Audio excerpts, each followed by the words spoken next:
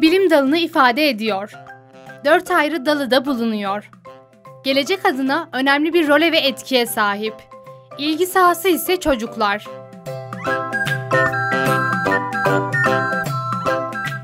Evet değerli izleyiciler, kavramlar dünyasında bu seferki durağımız pedagoji.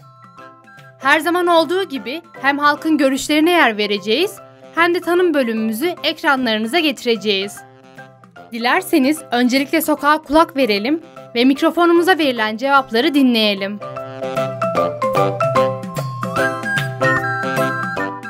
Pedagoji çocuk bilimi diyebiliriz aslında. Çocukların davranışını araştıran bir bilim dalıdır.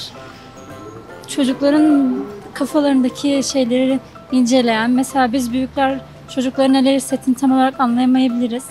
Ama pedagoji bize bu alanda bir çözüm sunuyor aslında. Çocuğa çocuk gözüyle bakmamızı sağlıyor diye düşünüyorum. Bilgim yok maalesef. Pedagoji çocuk bilimi ve çocuk dalının davranışlarını inceleyen bir bilim dalıdır. Çocukla ilgili bir şey demek herhalde. Çocuk bilimi.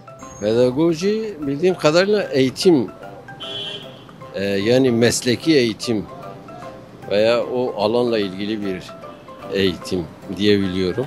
Çocuk bilimi demek. Pedagoji çocuk bilimiyle uğraşan bir daldır. Yani bildiğim budur. Başka da bilmiyorum bu konuyla ilgili. Hiçbir fikrim yok, duymadığım için yani bir bilgi yok bende. Patoloji çocuk psikolojisini inceleyen bir alt bilim dalıdır. Çocuk bilimi diyebilirim sanırım. Çocuk bilimidir abla. Tıpla ilgili bir şey galiba. Tıp dalı.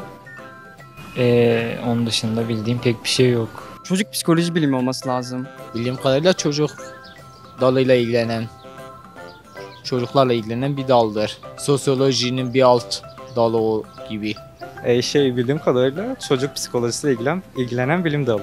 Pedagoji çocukların küçüklükten büyüdüğü evreye kadarki bilinçaltı kalan psikolojik davranış ve hal hareketlerini bağlayan bir bilim dalıdır ve bunu araştıran bir bilim dalıdır.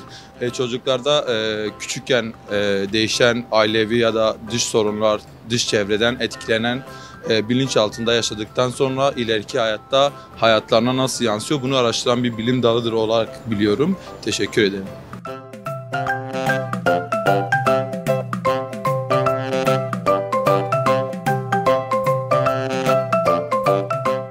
Pedagoji nedir sorumuza verilen cevaplar böyleydi. Mikrofon uzattığımız insanlar bu kavramı kendi pencerelerinden farklı terimlerle açıkladı. Pedagojinin ne olduğunu bilmediğini söyleyenler de vardı. Peki pedagoji kavramının temel anlamı ne? Sırada bu soruya cevap olacak tanım bölümümüz var.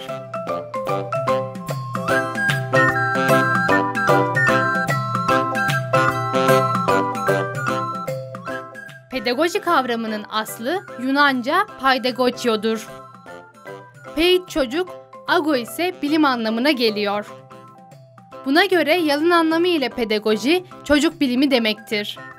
Bu bilim dalı Batı ülkelerinde uzun yıllar psikoloji bilimi altında devam etmiş, 19. yüzyıl sonlarında ise ayrı bir alan haline gelmiştir. Pedagojinin ortopedagoji, antropedagoji, eğitim pedagojisi ve transkültürel pedagoji olmak üzere 4 dalı bulunuyor. Pedagoji ile ilgilenen kişilere ise pedagog denir.